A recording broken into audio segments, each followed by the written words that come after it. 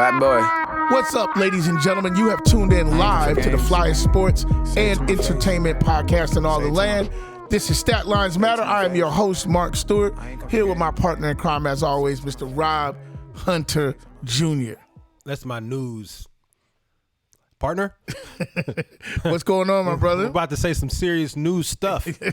What's going on, man? What's up, G? How you? Man, you know I can't call it. I'm just out here just trying to get through to really. I'm trying to like get this basketball season done injury free.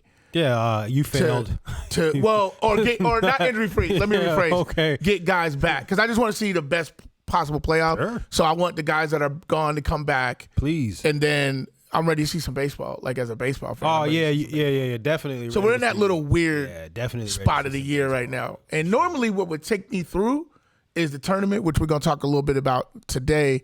But my interest level has been a little down on that. So I'm just kind of here, like doing right here in the middle. Weather's getting nicer here in Atlanta. You know, all that kind of stuff. So, because I have a whole like spring and summer routine, but it doesn't start until you can like be outside on a regular basis. And now we're starting to get to that point. Yes, yeah. Not today, but the past 2 days. There's like 70, beautiful days. Couple things I want to get into before we get into a pretty in-depth sports conversation today. And I guess this one is actually the intersection of sports and entertainment. Former Major League Baseball star, he was a star for maybe 5-6 year period. Carl Crawford, guy hailed from Texas, Houston, Texas,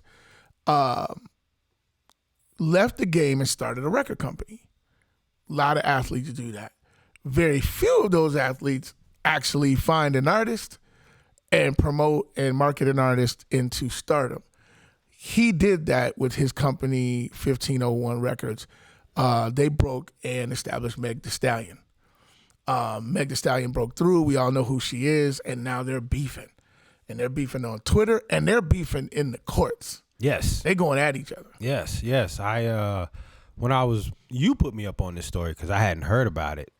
And Carl Crawford, yes, did have some wonderful years with Tampa. He played for the Dodgers and for the Red but he Sox. was like the only good thing in Tampa for a very long minute. time. Yeah, true. And I just, I did not know that this guy was a 3-sport superstar. Coming out of Texas, he's one of the best athletes to ever come out of Texas. He had Division I scholarship offer in football from USC, Nebraska. UCLA wanted him to play point guard, scholarship offer, and he went pro in baseball right out of high school. So as I started thinking about this, and then I started looking at, this man made almost $200 million playing baseball. And then I was like, and you discovered Meg Thee Stallion. I was like, this guy is the epitome of winner. What is it you don't do? Yeah, like I want to follow you around the dog track a little bit. Like how do you do like most people are fighting to get recognized in one sport. He could have went in any of the 3 major sports. Bat 290 for a career in baseball. I mean, very legit. Oh my gosh! And then and you discover Meg Thee Stallion. Like so. Then I started looking at his website. I'm like, yo, this is a legit music website. Like he's got legit artists. Oh no, they have a legit sort of delivery mechanism. They didn't get lucky. Yeah, because they had. I don't know if they broke the artist, but they had another hit. I started thinking, man, he's not getting celebrated. Look, I don't know what the beef between him and Meg Thee Stallion apparently is. She didn't fulfill the end of her recording. He 5101 Music is saying that 1501 is saying that she owes the label, I believe, one more master recording. She released a compilation album. I think it was 2 more. They're trying to argue that she owes 3 more. But so 12. And she put some previously released material out, but they want, I believe, 12 master recordings. New recordings. And I think the problem for Megan is, if the paperwork does read that way, and I have no reason to believe that a dude with his kind of resources, the paperwork wouldn't be tight. And Damon Dash said this, like, paperwork means nothing if you can't enforce it in the court. And this guy has the resources to uphold, or if he is correct, make her fulfill the end of her, contractual obligation. So I'm not taking a side, but I see. I've been a part of the record business directly and adjacent for a very long time, and a lot of times you see artists who, on their first deal, their first opportunity, they're willing to do anything. They're at the sessions on time, and a lot of times when they break through, things can change. That dynamic can change, and people change, and money does change people. Money, especially when you've never had it. And I'm not saying this has happened to her, but I have seen, we know some of those stories directly, been a part of those stories that, this is just part of generally what happens. Yeah. I mean, artists, they feel like I've gone as far as I can with this small label out of Texas. And in the Meg's case, she's now with Rock Nation. She's with that crew of guys, and I'm sure they're working hard to free her. But Carl, to the point that you made, because I think most people, when they get into this position, and I've been here before, where you go, look, just make me whole, give me, what I spent plus whatever, some overrides, and there's usually some deal to be made to let an artist go on to what that next thing is. And in the case of what he's doing, he's like, look, nah, I'm going to fight this. And because here's the thing, what scares most people, and this is what I actually... And I have to be sensitive because I represent talent. I have a label, but I also manage. So I get both sides. But ultimately the artist gets to this point where they want to disconnect. And then the label entity wants to do what's best for them. When you're in the music business, you feel that if you don't play along, like if you have a label or you have a joint venture, you feel like there's going to be some repercussion to you down the line. So you work it out. Carl's not from the music industry. He's from baseball, and he's got a lot of money. So he's looking at this going like, nah. Right. He's looking at this like you're like a contractor at his house. Like we digging in for this. He's not worried about being cool with Universal or being cool with Jay-Z or being cool with, any other entities that are involved. And that usually plays a factor. And because of that, they're in court, and then he just countersued her. So they're going to be in the court for a while, and it's two things that are in balance here, and then we'll move on. She has the label usually never wins these things in the public battle because everybody sides with the artist. It's the name they know. They feel she's a woman. They feel sympathy It's for her. the reverse of sports, right? Normally the fan sides with the owner. Yeah, with the organization. But then she has the ability to go on. She's accused them of drug use, powderhead. Yeah, pill popping, easy.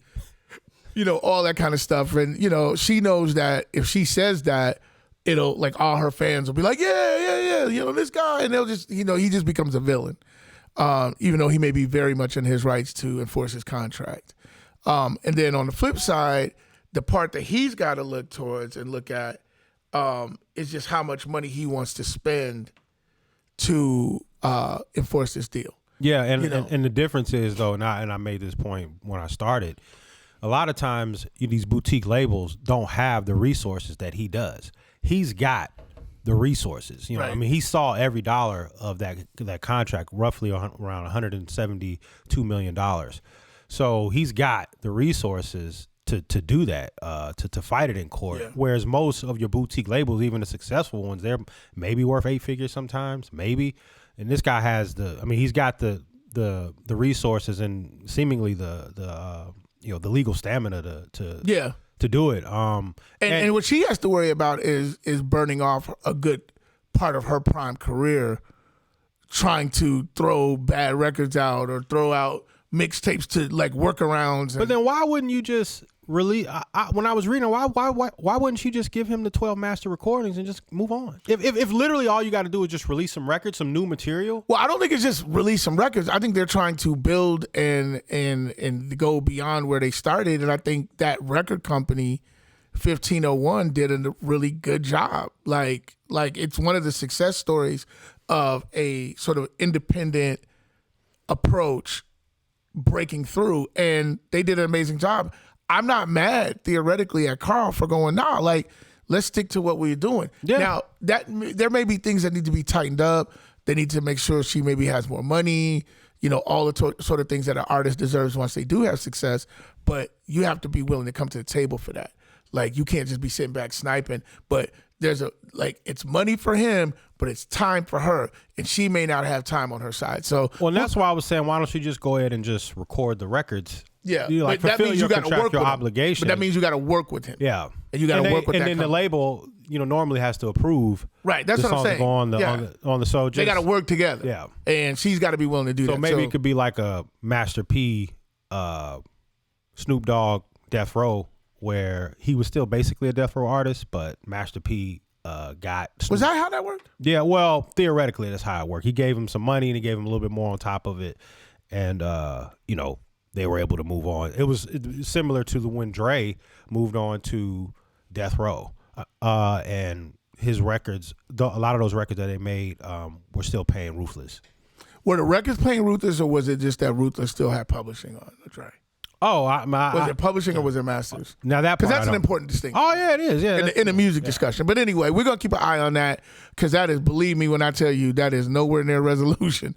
They're gonna be, when you get the suit and then the countersuit, there's gonna be lots of depositions, and they're gonna have to bring forward books. And but shouldn't it all just boil down to the paperwork, though? I mean, isn't there a straight line? Like, this is what the contract says. No, because there's interpretation of paperwork, and then there's. Because you have you have depositions based on what's there. Like, you would think that you just put it in the middle and you go, oh, it's not arbitration. You know what I'm saying? Somebody's not just interpreting it. There'll be depositions. All these things will get put in the record. Then there'll be experts. I need. They'll settle at some point, I would imagine. But there's a run up. There's a process to get to the point of ultimately going to trial. In both cases. I just say go make the records. Of course. Like, I mean, obviously, but like to me, I don't think you ever walk into a courtroom in the music industry, like, ever. Yeah.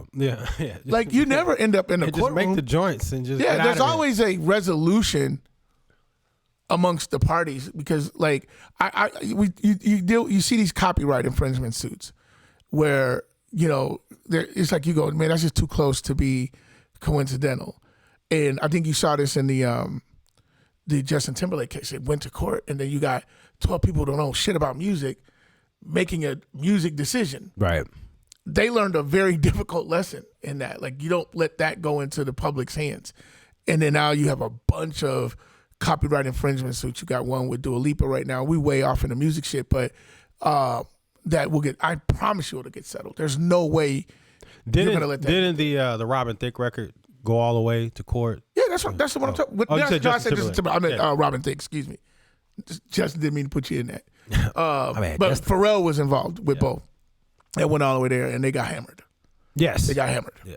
They should have just gave that percentage and gave that money. Shout out to Marvin and them family. Yeah, so, but anyway, we'll keep an eye on that. So let's talk about, we got to give an acknowledgement, and it's happened a while ago, but we're just now taping. LeBron officially became LeBron James. I'm going to say his whole name because it's quite an accomplishment to become officially the second highest scoring player, this regular season player in the history of the NBA, passing Karl Malone. And there's only one player ahead of him right now, and that's Kareem Abdul-Jabbar, which I believe he is on pace to get. At this rate, he might get it this season at the rate he's been scoring. But like middle of next year, barring any injury or any weirdness with pandemic or anything. So, his assault on the record book continues, and it is really one of the unbelievable sports feats that you don't really. I think when Kareem said it, if you're a basketball fan and aficionado, you really kind of looked at it and went, I don't see this ever coming down. This is the equivalent of Hank Aaron overtaking Babe Ruth when it does happen. It's a pretty big deal in sports because you thought it was a mark that would stand. So you got to give him credit. We want to take a minute to acknowledge him for that. Yeah, that was as I was doing my research and I saw that he had passed Carl. It was on. I saw he passed him on. I believe it's 12 less shots. But more importantly, no, that's not true. Past Carl? Yeah. on 12 less shots. No, he's had, I believe, 400. No, Carl's had 400 less attempts than LeBron, was what I read. Okay. We might have to fact check that. Check that up. Either one of us could be wrong. I didn't do a deep dive. I just happened to see it. 12. What I read was 12 less shots, but or 14 less shots and 112 less games than Karl Malone. It was less game. What I read that it was less games and more shot attempts. But it actually doesn't. It literally doesn't matter. He got more points than the last guy. 36,985 points. You know, and just looking at this, you know, I was watching the highlights, and then I was watching, and I thought about you. I thought about something you said when he dunked on Kevin Love, and of course we've seen the dunk now. A lot of us have seen it in slow motion, where it's like his head is by the construction. Yeah, that's what his head is about. Where Russell, Russell be missing his shots. His head is at 37 years old. Yeah. His head is by the construction. Yeah. And then it looked like NBA jams. Yes, and then they started showing like all of his old highlights, where you know how high he had gotten on some of his previous dunks, and it was very.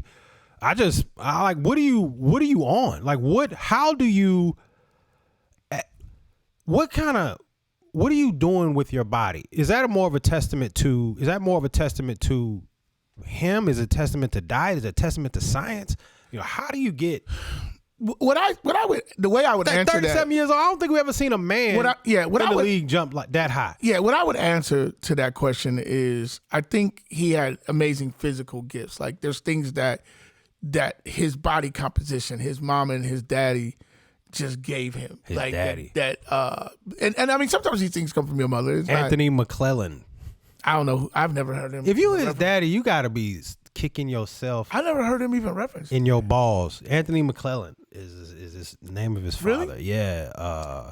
And I was like, you just looking around and you just like, I mean, they say he tried to reconcile.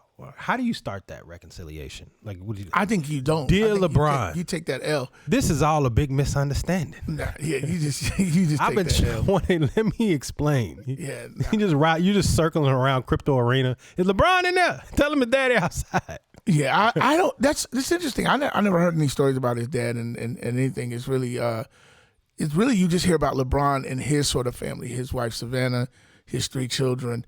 And but I was gonna say about his physical thing, I think there's natural gifts, but LeBron has been the one guy that, like, I don't want to say the one guy. Obviously, he's not the only one, but there sometimes is like, you know, guys are given things and then they don't always treat their gifts the right way.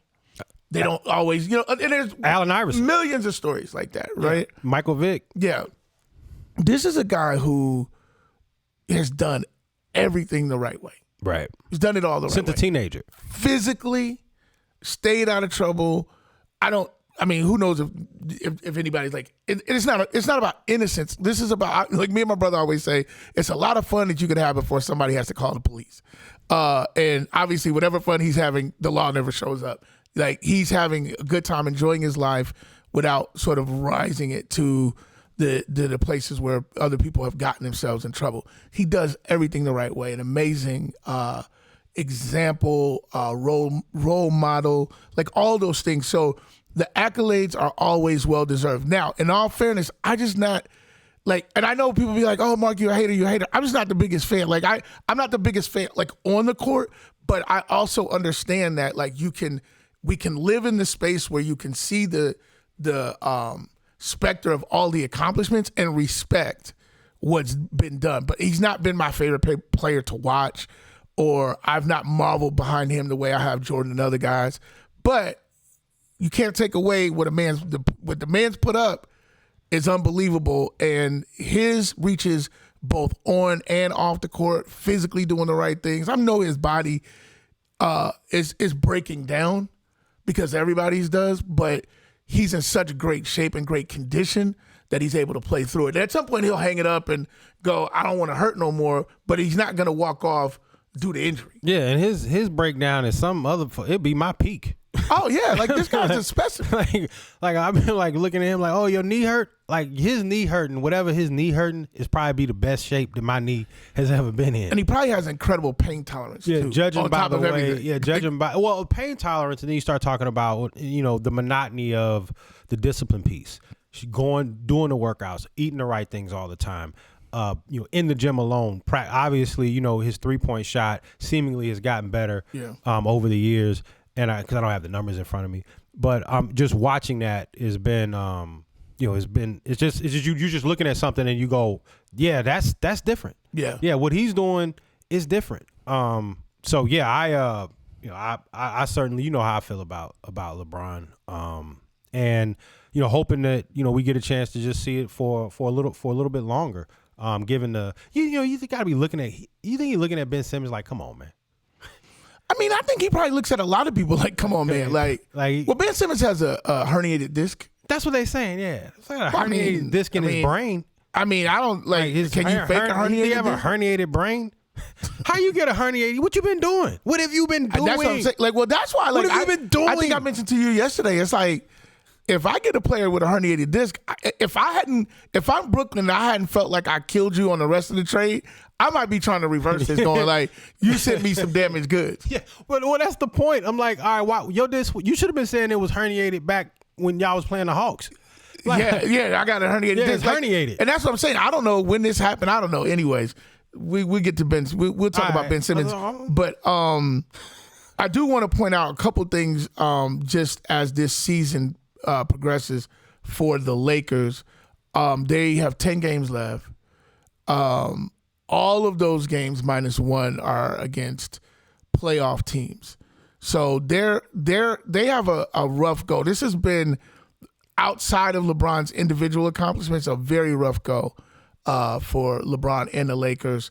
And if it's funny, I found it ironic that I think it was last year LeBron tweeted, whoever came up with this play-in thing is stupid and they need to rethink it. And now the only way they're getting into a playoff is through this, because there's no way for them to there's not really enough games for them to get to the A seed. So it's the one thing that might, if they even get to the actual playoffs and advance around, they would owe that to the play. Sure. It's kind of like Durant saying, why is everybody teaming up with all these guys? We need to be going at them, and then goes and plays with Steph Curry, the MVP. Hey, that was the state of play. He didn't start that. Yeah, but he certainly succumbed to it and has buoyed his resume by going against the exact thing that he said he was against, which is I'm sure LeBron. I don't know. Do you think that?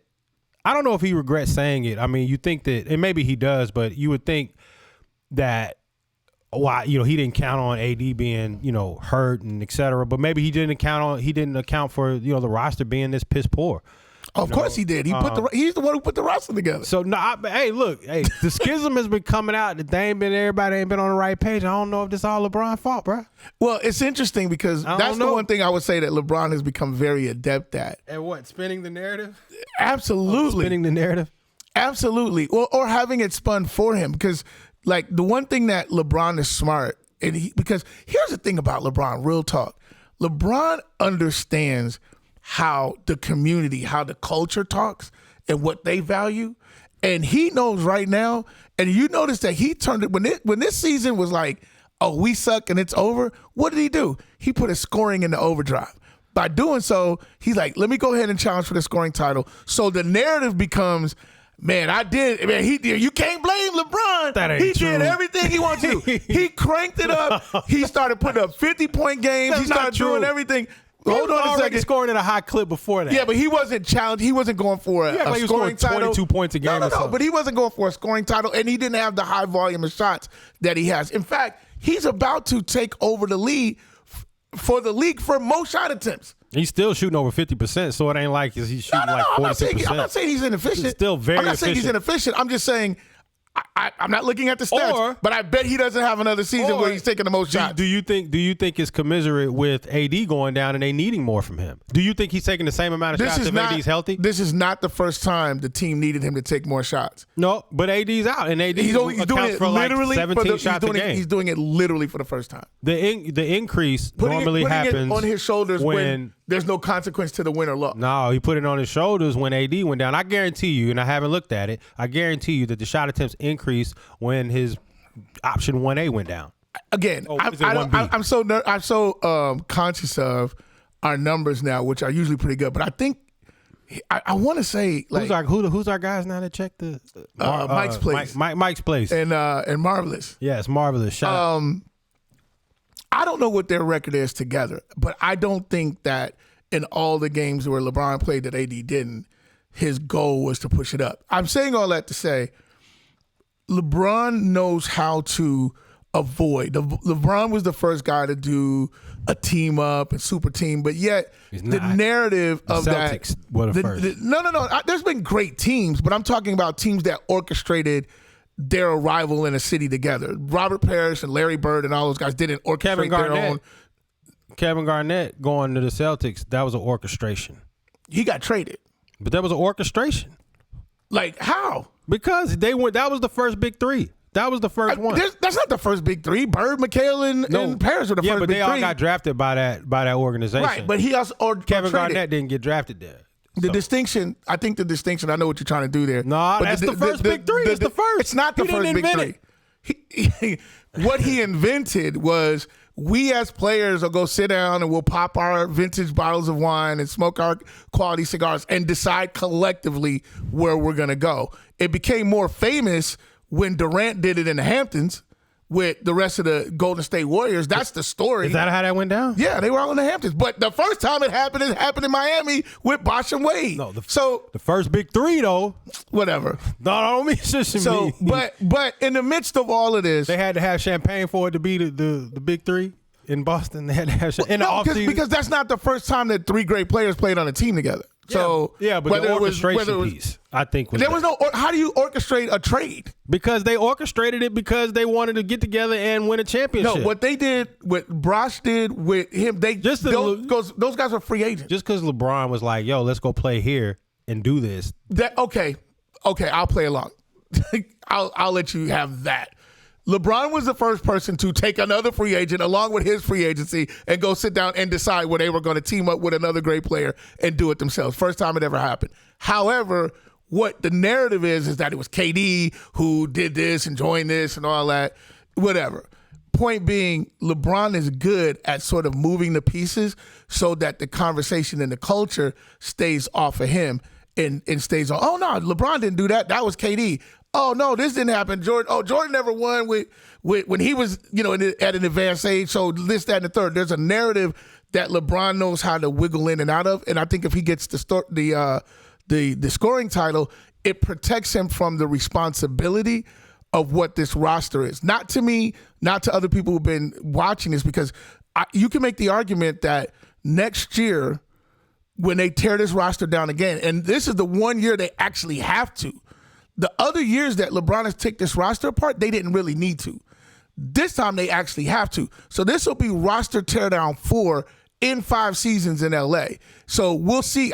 We can't even predict what this team will do next year because the only 2 people we know will be there is LeBron and AD. Probably everybody else will be gone. Is that fair to say? Well, it's fair to surmise, right? But I think because my man is on a 1 year. The only other player that's playing, he's on a 1 year deal, right? He's gonna go. He want to get paid.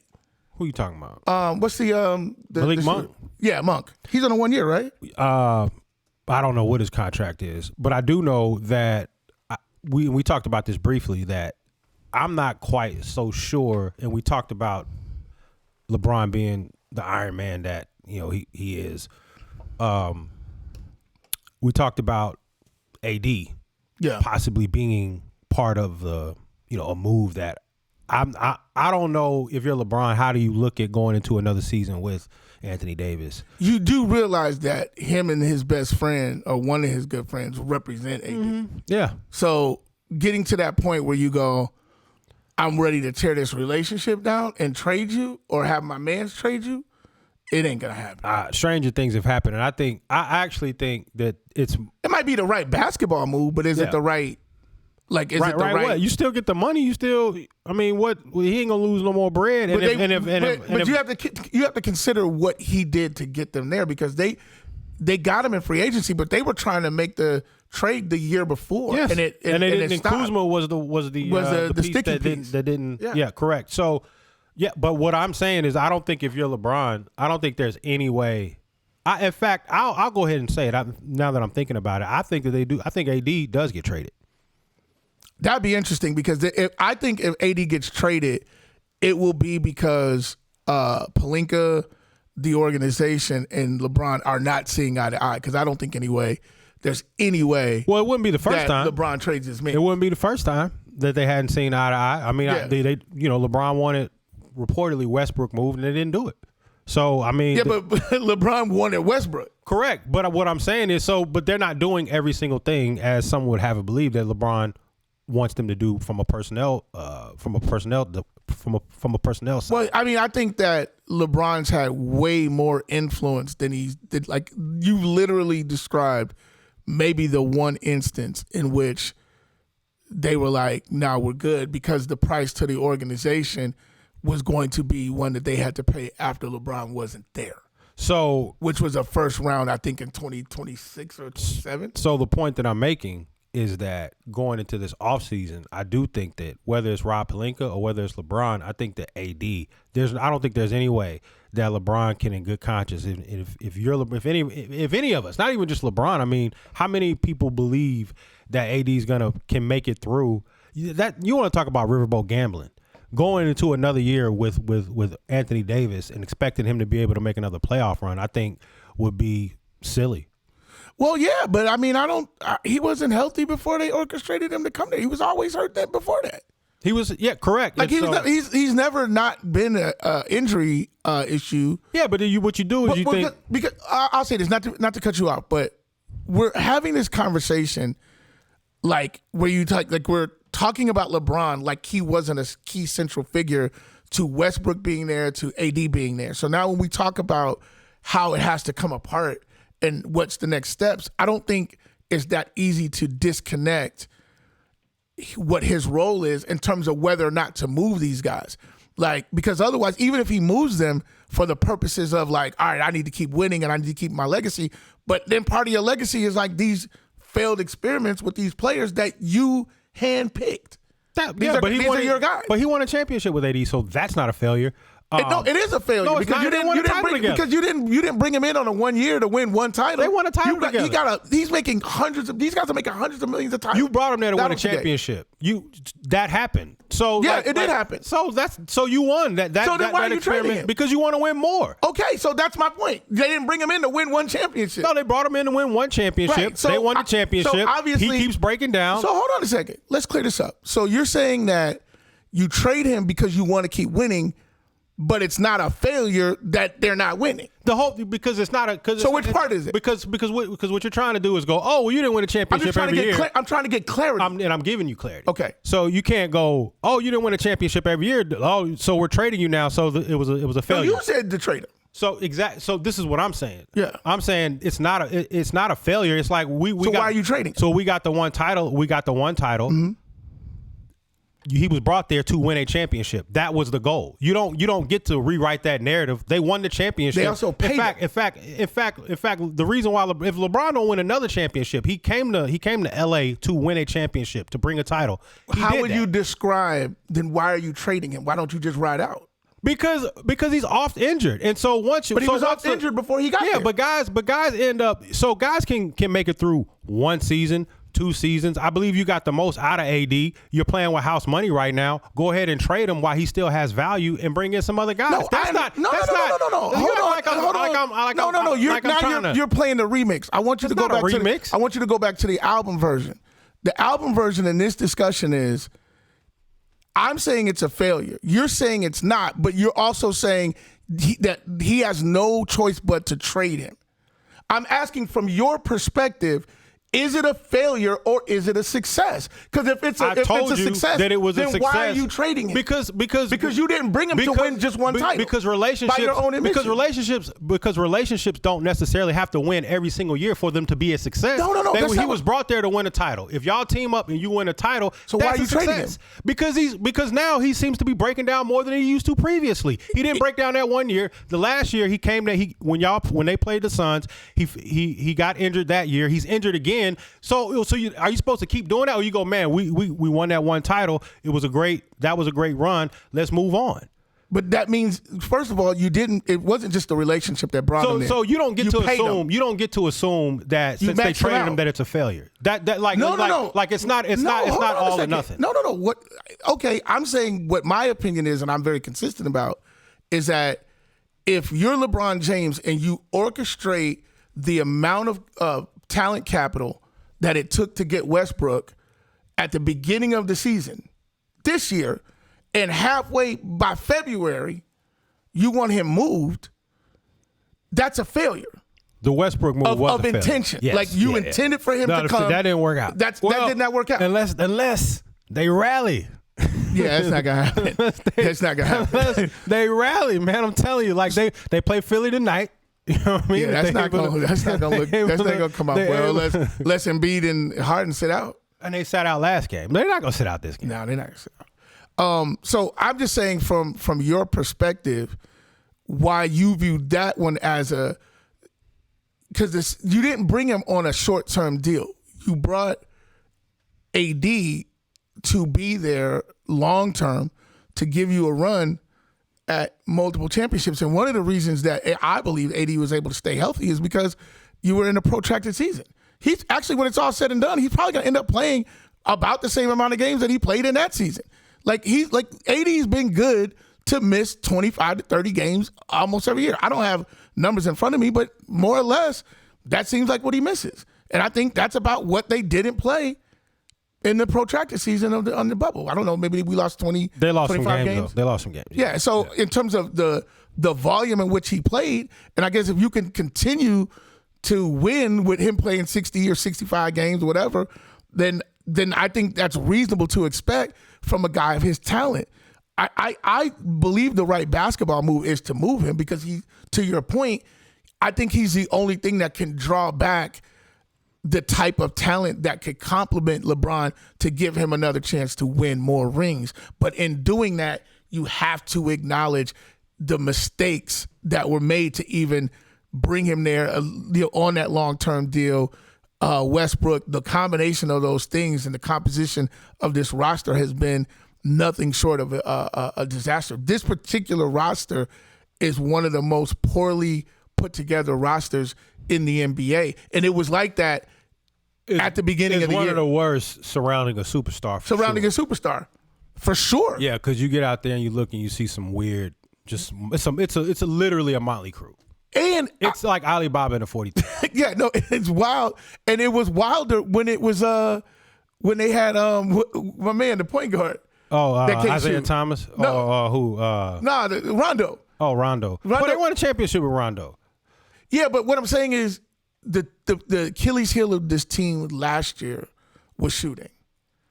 And you traded the shooting you had for guys who shot worse. What little bit of shooting you had. Yeah. Yeah. You know what I mean? So I think that as this year comes to a close, and it will be closed, like the Lakers season is going to be over in about 3 weeks. We're going to fight. They go. I mean, the fighting. We know what they fighting look like. You know, it's LeBron. Because when not LeBron, you can't put the effort.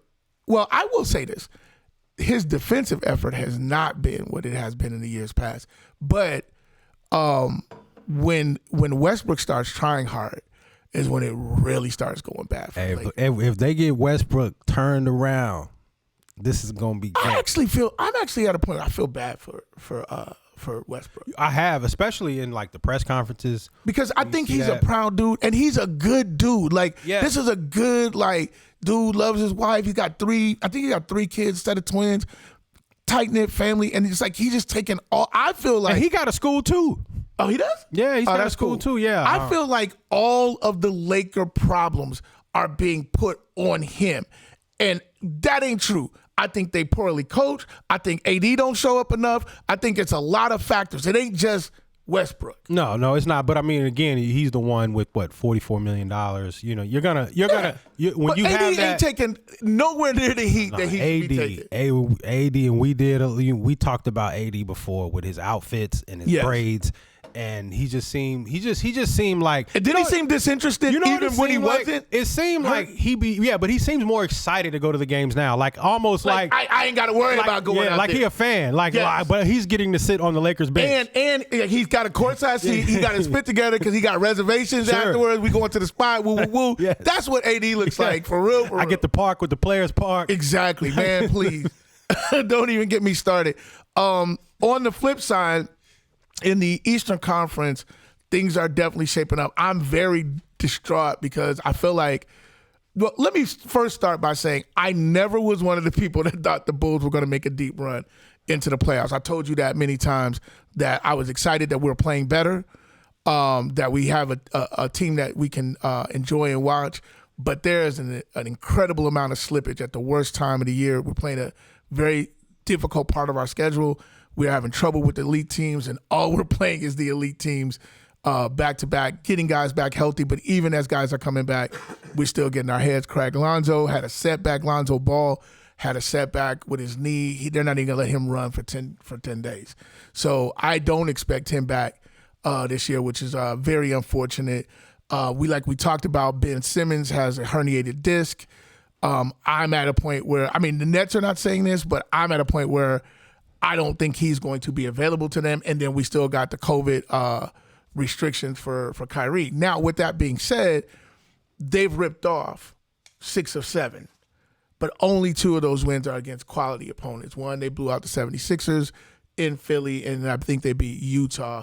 And if not for a last-second shot by Dinwiddie against Dallas, that was another game they could have had. But they're playing well. KD's playing some of his best stretch of the season. It actually is playing his best stretch of the season. They get Seth back. I think they'll be very competitive. It's just a question of how far can they go with Kyrie playing. They are still the favorite to make it out of the East, according to most of the sports books, if not all of them. I know OddsShark has them the favorite. FanDuel Sportsbook has them the favorite. So even with given the personnel challenges that they're facing, they're still the favorite to make it out of the East.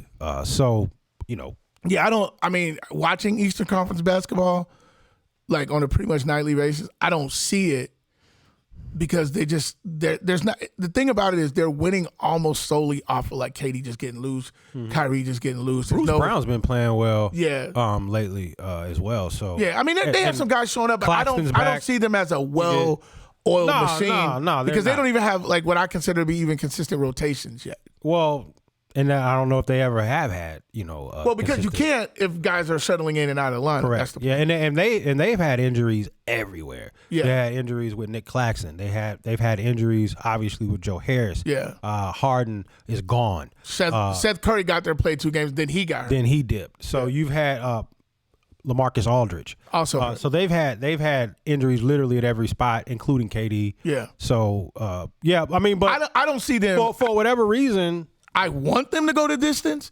I'm rooting for them to go the distance. I don't see it happening because there's this guy down in Milwaukee who plays with a fervor. He plays with an intensity that I think he can put the team on his back, but they have enough. They have enough shooting. They have enough defense. They got everything they need to go back to that. And they also, and then you have basically what a lot of other rosters don't necessarily have outside of maybe Denver. You have consistency amongst personnel. Bobby Portis plays well. Energy guy Pat Connaughton knows his role. Is not gonna take any silly shots. Not gonna give you any empty possessions.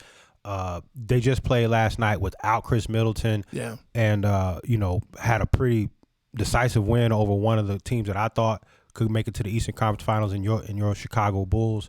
And obviously they got the MVP and they have the pedigree of having done it now. Right. And so you have outside the bubble. Correct. Outside the bubble. Yeah. So I share your I don't know if it's pessimism or optimism, but I and I'm not saying anything that's gonna, shake up the sports world, but I like the Bucks. I like the Bucks too. to make it out of the East. Now, if they lift the mandate and you get Kyrie back, then all bets are off. I still prefer the defensive team. Drew Holiday and sure. Giannis. I think it's only all of those guys are great on-ball defenders. Yeah, with Chris Middleton, Drew, and Giannis. Go ahead. I think even the only chance that I give, and they got a better coach. Brooklyn. Yeah, facts. The only chance I give Brooklyn is they get Ben Simmons back, because whatever you get from Ben is all good because you don't need scoring. They got plenty of scoring, but as a long, tall defender, guy that can hit the glass, guy that can pass and will pass and is a willing passer, they become an unbeatable team in my view with Kyrie and like that. The size of that team and the things that they can do in the defensive versatility at that point. Yeah. You know what I mean? Because you can move Ben around. He can guard all five. Right. And is willing to, like when he's healthy and in the right headspace. So he's perfect. But it's just we haven't seen it. It doesn't get any more perfect fit than Ben Simmons with those Seth, 2 guys. Yeah. With Kevin and with Kyrie. Yeah. Now they're saying that when he worked out, or he can't, he got to get epidural. I'm like, that's something that women get, ain't it, for the pregnancy, epidural. Like, I mean, it is, but that's not the only. Like, why are you getting that? Well, okay, well, all right, that's fine. Well, okay, so I'm simply saying, so when you why can't you play a quarter or two, get the epidural? Because he's got to take a day or two off. Have you ever been around somebody? You ever been around a woman with an epidural? My wife. Did she have any movement in her lower extremity? No, I'm saying after the game.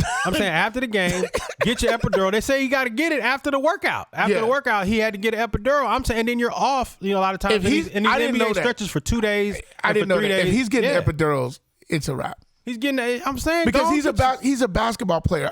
Reggie White. Well, that's what I was thinking. Like, why are you getting why does the women get the epidural? The late great Reggie White used to get those to play, I believe, and a lot of players like NFL players do it because they got 16 money days in the year. I think you look at like Zach LaVine for the Bulls, he's probably going to have that knee worked on. I know because he's going into free agency. I know that his agent's kind of like, do we shut it down? Because it's the Bulls' fate. Like the more the Bulls lose to good teams, it's almost like as an agent, you go like, maybe we should shut it down. Yeah. Get better, let the teams know we're going to be ready for free agency because you're talking about $180, $190, $200 million at stake here on a team whose goal for the year is to get out of the first round. That was the goal. Like it was like. Man. The goal initially was to get to the playoffs. When all them boys out there, when Lonzo out there and DeRozan out there, I don't think Lonzo coming. And but it looked very promising. I was very. And we got Patrick Williams back, and he's been back for 2 games. Y'all let Javonte go. We didn't let Javonte go. I thought you let Javonte Green. Oh no, Javonte Green's still starting. I thought, well, who was Javonte Green for the Bucks? He was playing last night. Which one was that? Hitting all the threes and stuff for the Bucks. Yeah. Javonte Green. Yeah, Javonte Green's on the Bulls. Oh, he was on the Bucks. Hold on. Javonte Green played for the Bulls last night, bro. Hold on, man. Nah, you made me look this up now. You be looking at the box scores. Nah, I was looking at the game. You watched the game? Yeah, I watched the whole thing. Yeah. Because I was thinking. I didn't. When we went down 9, I turned it up. Well, no, because it was like that, like heading into the halftime, and then third quarter, y'all had trimmed it to like 11 points. Yeah. And so I was, and then there was a recent meme that had come out that had said that you guys had 0-15 or something against good teams. So I wanted to see Carter. Javon Carter, this is what I'm talking about. Oh, okay. Yeah, Carter. Yeah. He played for them. Yeah. Anyway, so I was like, he never played for y'all? So, I mean, listen, we've been in one of them years where everybody, I feel, played for everybody for like a couple COVID games. Carter, it's very possible, but not in the regular rotation. So anyway, that's why I was watching because I was hoping. And then Chris Middleton was out, so I thought when I saw that Chris wasn't playing, I was like, okay, we got a shot because we had Patrick Williams back. Caruso's back, and they had the game prior to, the defense was looking amazing. Yeah. So I was like, okay, we got a shot. And we played with them. We played with them, for a quarter. And it was only 4 games last night, so I did watch it. And one of them was a 10 o'clock. 10 o'clock, yeah, that was the Clipper Denver game. Yeah. Speaking of Golden State, the interesting thing about Golden State's dropped 3 in a row. Steph is out. They're struggling. They only have a 2-game lead in the 3rd spot. They can very well end up in the 4th spot with Utah catching them. And I think they have one more game against Utah. They've split the first 2, so the next game would be a tiebreaker. So if Utah grabs that game and they end up in a tie, Utah would have the tiebreaker and end up being the number 3 seed. 3 seed. I never thought that when we saw 4 and 6 in their last 10. Yeah, the injuries, man. Yeah, the injuries. I just text. I text you out of the blue all the time. Oh, Chris Paul. Steph. Yeah. I'm texting you constantly about these injuries, and then and I text you about this one, and I was like, man, Steph is out, and they just getting Draymond back. And I was just incensed, almost like I was a Golden State fan. Yeah, no, but I'm an NBA fan. I want to see these guys. I think you also, if we're being honest, you have an interest in, you want that unit of Golden State to win because you want to take away from the championships that they have with Kevin Durant. I never thought about that, but that's a great that's. Yeah, that's yes. Well, because you always put a lot on. They were the 73-9 team that didn't win a championship. No, they had already had a championship before. They had one, and they've won 2 with KD. They've had 2 championships with KD where he led them. And so if that unit wins again, then it supports your argument. Does it not? Well, no, because they had already won a title without him. But that's one title. They won 2. Yeah, but they had already won. They had already tasted. Like when KD came, they showed him what that nectar tastes like. Yeah, but we don't talk about Golden State. We don't talk about Golden State as a 1 champion team. We talk about Golden State as a dynasty. They went to 5 straight finals. Is it a dynasty? Yeah, absolutely a dynasty. I mean, the reason why I asked the question, but their dynasty is not a dynasty without Kevin Durant. Well, the reason why I was asking is because KD wasn't there that long, and they only won 2 championships with him. Right. So you go, what constitutes? That's actually a good question. What constitutes a dynasty? Because they won 3, so you go, is it? It definitely would have been. KD wasn't there that long. Well, it definitely would have been 4 if he doesn't tear his Achilles in the finals. I absolutely would have been 4. Yeah. And then Clay battled some injuries finals too. He got hurt too. Yeah, they both got hurt on year-long injuries. And then to KD's credit, to his demise, he should not have been out there. Right. And he was cooking that first quarter. Yeah, he was absolutely cooking. And then he tears that, was it Achilles? Yeah, it was like some, I don't know if it was like a straight up Achilles. On that hezzy where he was, and then I hate seeing it. And of course, Kawhi, legacy has been buoyed by beating Golden State, but he beat the team, but he didn't beat the squad. Well, I don't think anybody said he beat them. I think he just got a championship. That's me. That's how I see it. And I said this to you before. I've two. Yeah, he ain't beat KD. He didn't beat Clay, and he didn't beat Steph, and he didn't beat Dre. Steph was out there, and so was Dre, right? He was, but I'm saying he didn't beat them as a collective. No, he didn't beat them as a collective. No. Cause that'd have been hellified. I gotta give, man. It's funny because we said this earlier. You hit me and you were like, yo, earlier in the year, and you were like, man, the Clippers are a disaster. And I was like, nah, I actually think that Tyronn Lue's doing an amazing job of coaching. And this was really early in the year, really, really early. But I think considering everything, if you've ever watched the Clipper game, they have a bunch of guys you just really never heard of outside of the 3 guys that you maybe have heard of. And the fact that they're still solidly in the playoffs. I think they're 2 games under 500 at the moment, but they've played right about the watermark all year. And they in the play-in? They're 8, right? Yeah. I'm saying even in a traditional year, they would have made the playoffs. Okay, so what is the status of Kawhi and Paul? Do you know? Because I don't. The only thing that I heard is that Kawhi's been getting. I mean, I think it's Paul George has been getting up shots. But I don't expect either of those guys back. Man, that's a disaster. No, it is a disaster. It absolutely is a disaster. Now, but for them to be playing but you're right. 500 ball without both starting for the majority of the season and is an amazing coaching how job. much I have maligned Tyronn Lue, particularly when he was in Cleveland. And he's had, got to give credit where credit is due. I mean him, if Reggie they Jackson, had a few more wins, Terrence Mann, Zubac, all those, it's just been a ragtag, and he's just been needle and thread, Needle and thread. Getting wins. And they lost last night. They did lose last night. But they've shown, like what Tyronn Lue has shown, the ability to really create good offense without having guys that can, go on their own and beat you off the dribble. Do you think that it's been easier with the expectation obviously not being as high with those guys going down? Well, of course. I mean, if you're the right type of motivator, then you can. Hey, it's us against the world. Clippers against everybody.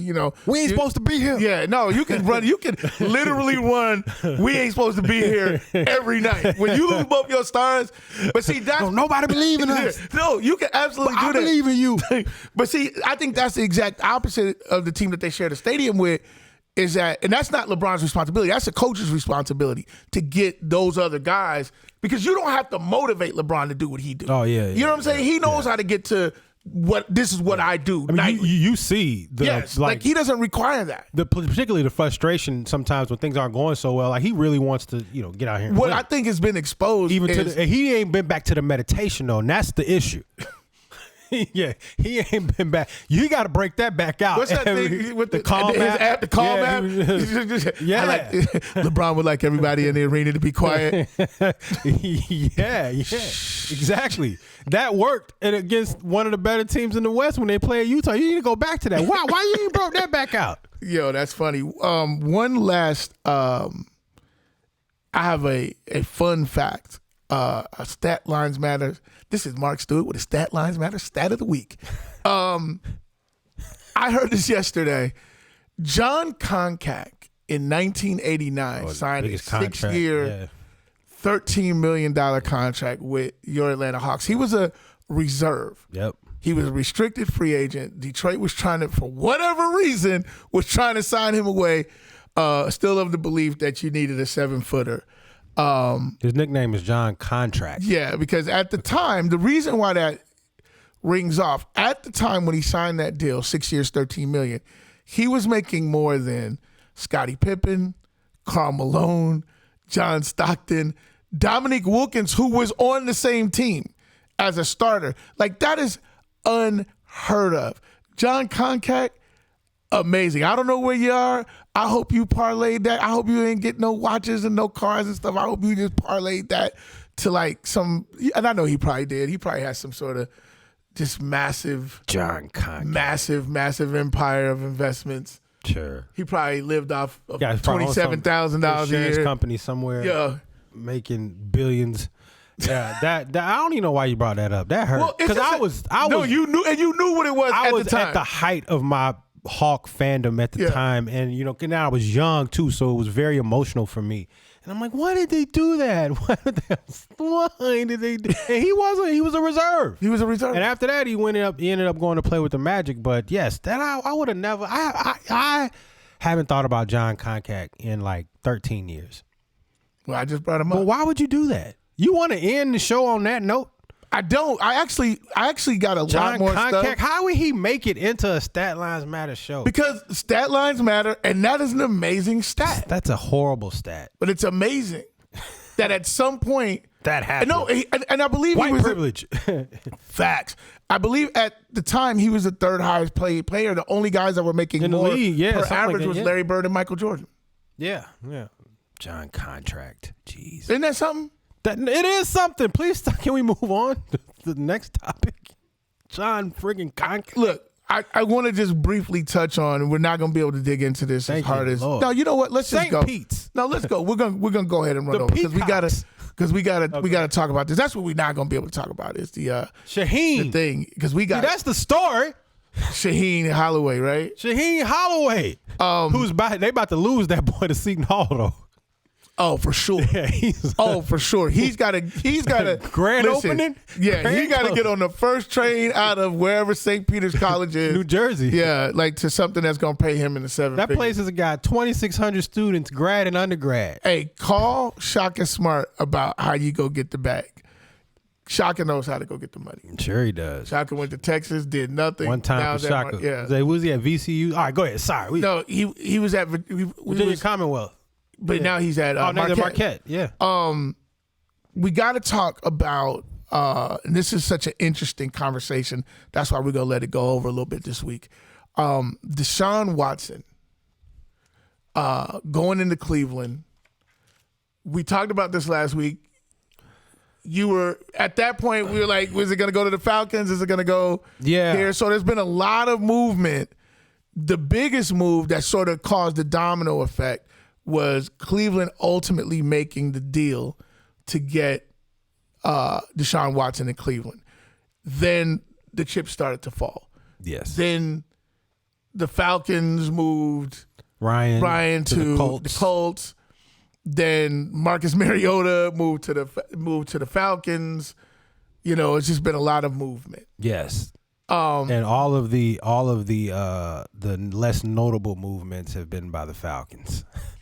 Mariota, and the one shining light of the offense, Cordell Patterson, is with the Saints now. Are you serious? Yeah.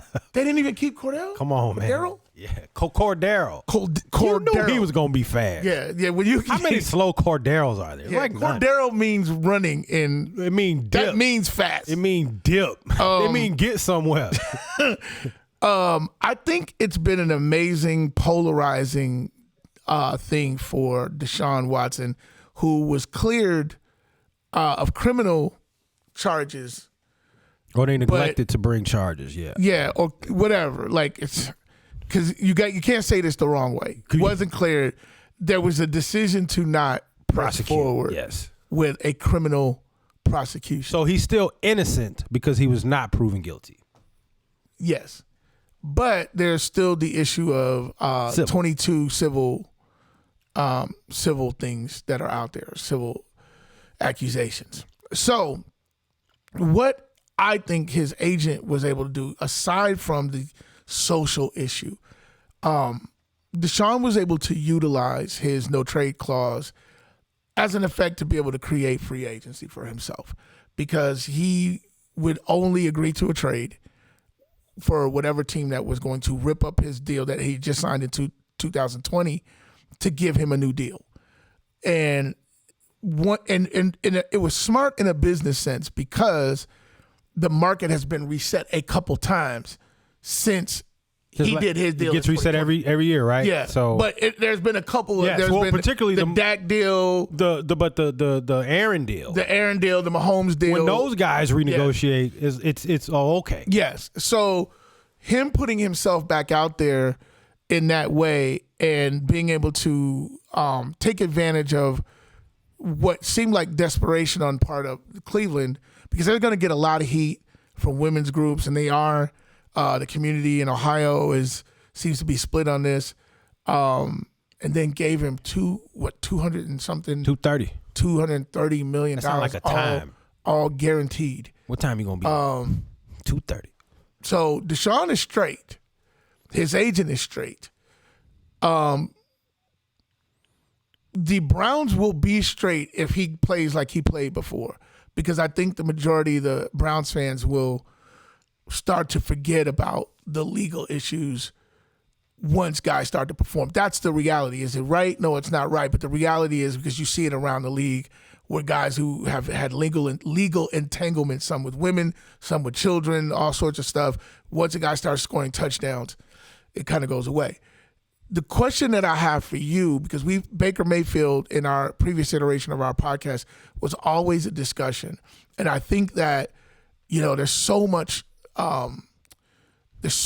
conversation about Baker that I think is a little bit off target. The question is, where does he end up, and what kind of state is his career in at the moment? Because there's only a couple more spots, Carolina and Seattle, that he can end up with a clear-cut starting spot. And so it says something about him, because his numbers, there's guys, let's be honest, there's worse quarterbacks starting right now. But they didn't want him. Now, they had a chance to upgrade, and there's not a GM or anybody smart that wouldn't take Deshaun over Mayfield. But the fact that they were willing to take on all this heat to get him says something about Mayfield. Yes, and I think, and it's been, again, we talked about this yesterday, that when you get noisy, you have to be more productive. And Baker's been noisy, and he's been curt with some of the local media there.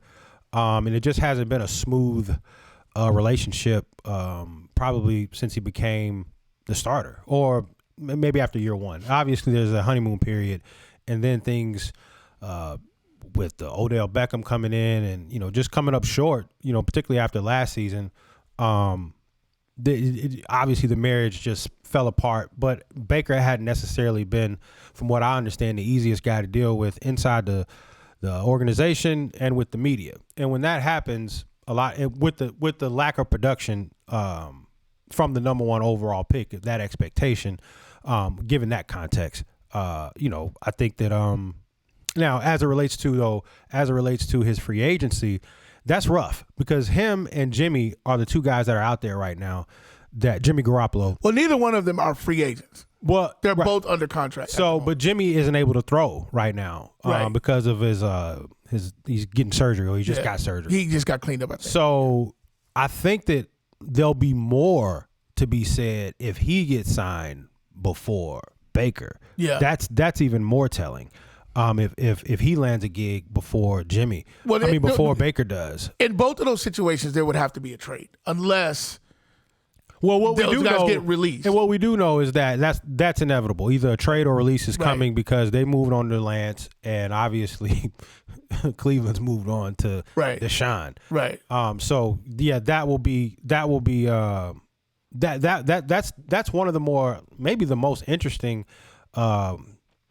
headline the most interesting headline heading into the summer is where they actually end up, because it looks like the Falcons, from what I understand, are, you know, looking to give Mariota opportunity and draft maybe Malik Willis with that 8th pick.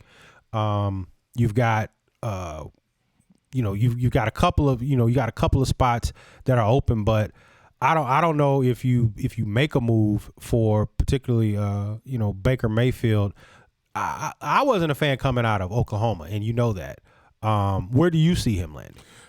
I think the best landing spot. Well, let me be clear. I don't think there's any good landing spot left for him to flourish and be successful. I mean, I think Seattle, when you trade your Hall of Fame quarterback, you're clearly in a teardown rebuild. And they've had some O-line issues, so which is definitely not what he needs, because he's a guy who's got to stay upright. You know, a lot of what happened with his season last year was playing with multiple injuries, and that affected obviously his play on the field until eventually, when they were eliminated, then he finally shut it down. Where being gritty and gutty goes all the way wrong. I think Carolina could be a better fit because they have some offensive pieces. And I think they've had their teardown and rebuild start 2 years ago. When they moved some guys around and now they spent all last year's, all their picks on defense, I believe. So you had a couple decent receivers, or at least one decent receiver. DJ Moore, Robbie Anderson. Yeah, and then you have running back. So I think he could go there and flourish, but they have not been in any rush to go grab him, which I'm curious about because Sam Darnold's terrible. Yeah, because I think, if I'm not mistaken, they've picked at 6. If I'm not mistaken, the Falcons pick at 8. Yeah. So but I don't think there's a quarterback in this draft that's plug and play. Right, but the drama has been, or the impending drama is, does Carolina take Malik Willis, or do the Falcons take him at 8, or do the Falcons trade up? Right. And I don't think you trade up for Malik. If he does end up here, obviously I'll be looking forward to it. There's no trade up. Let me be clear. I'm saying there's no trade up quarterback. Malik Willis is 5'11". And okay, you say, oh, so was Russell Wilson. Russell Wilson played Division I football, and he won. Yeah. Whereas Malik Willis played, I don't know what. I mean, I guess that's Division I. It's Division I, but it's Group of 5. Yeah, it's not powerful. So that competition, and those guys, like 99% of the guys he played against, they not going to the NFL. Right. So I'm not saying that it can't work, but what I am saying is that how many times are you going to hit on a. What's the quarterback that came out of North Dakota State? Is that Josh Allen? No, that was Wentz, and I don't know if that's Carson Wentz. I don't know if that's hitting. Well, what I'm saying is he was an MVP candidate before he hurt his knee. Yeah, he's gotten way more out that MVP candidacy. Like that's like saying that I was almost nominated for a Grammy and then you get like $5 zillion record deals. He was going to win that thing if like he didn't this get hurt, dude, though. Carson Wentz is on his 3rd team in 3 years. Yes. And can we officially just say he can't play? Can we just say that? Hey, I think the injury had a lot to do with Carson Wentz not being able to recapture his MVP form. Anywhere? I'm just saying, hey, man, the boy looked good until he tore his knee up, and I think he stayed in and still threw a touchdown after that. 5 years ago. I'm just saying, sometime the knee, That's you 2017. Everybody ain't Adrian Peterson, man. Everybody can't just come back. Yeah, but I'm just, even if it is due to injury, like, why you keep getting jobs? Oh, now that, we know why. Okay, you hurt. Yeah, we know why. And to your point, I think that Matt Ryan goes there, and I think he has a really big bounce back year. A huge bounce back. You got a great running game. That boy down there can run the ball. And you got a great O-line. I think they need a wide receiver, though. I think you can still, with Pittman and Hilton and the Parrish, I think that's... Didn't one of those guys leave? They may have. I think one of those guys, I don't know which one it was. One of those guys went to the Eagles. But Pittman, I think that if they don't make a move for another receiver, I still think he just with Jonathan Taylor alone. Yeah, no, you know me, I'm a Matt Ryan guy. Yeah. And I was always questioning why Atlanta Falcon fans were so quick to want to blame him for the problems with the overall team. And I think that, listen, I'm going to say the same thing about, I'm going to go in on Cleveland for a second. It's like, Cleveland, I don't want you to forget who you are in real life. In real life, y'all some losers. Y'all were 1-15 and 0-16 in the 2 years before you got Baker Mayfield. Baker Mayfield took you, along with Hugh Jackson, who I think got disrespected there, went 7-8-1 in that first year. Then you decide to go with the great experiment known as Freddie Kitchens. That's when the Browns did the Browns and got Freddie Kitchens to be the head coach and then fell back. Then got a real coach and then went 11-6, made the playoffs, won a playoff game, and had Kansas City on the ropes. Then, due to injury and all that, had another bad season. But a bad season for an 11-6 team. An amazing season for Cleveland at 8-9. That's amazing for y'all. Sure. Don't forget who you are. So don't get out here and start thinking like y'all popping fresh. You're Cleveland. You're Cleveland. Don't get that messed up. Now, did you improve? Yeah, you got a Bentley. You got a Rolls Royce and Deshaun Watson. Nobody's saying that. But you didn't have a bum either. And y'all trying to make it seem like he was a bum. He got you somewhere. Don't try to put all this on one man. Y'all still Cleveland. I'm just saying. Remember who, just stay in your place. That goes for me too. Everybody knows how I feel about Cleveland, and I've made and I get calls about every time I go in on Cleveland. I get texts, I get DMs, and I get calls about, yo, man, why you going in on Cleveland so hard? Hey, y'all Cleveland, though. I'm just telling you what y'all know about yourselves, and I know you feel good today. You moving and grooving. That's how they felt when they got. Remember how you felt when you got Odell Beckham? Listen, 1-15. How you gonna butt a 1-15 season up against a 1-16 season? That man won y'all first playoff game in 26 years. You're Cleveland. If it wasn't for Detroit, your reputation would be even worse. Yes. Don't lose sight of that. You will be the first place last team. Exactly. Whatever that is. But mistake by the lake. We're gonna keep an eye on where some of these moves play out. I read this morning, and I'm just prayerful.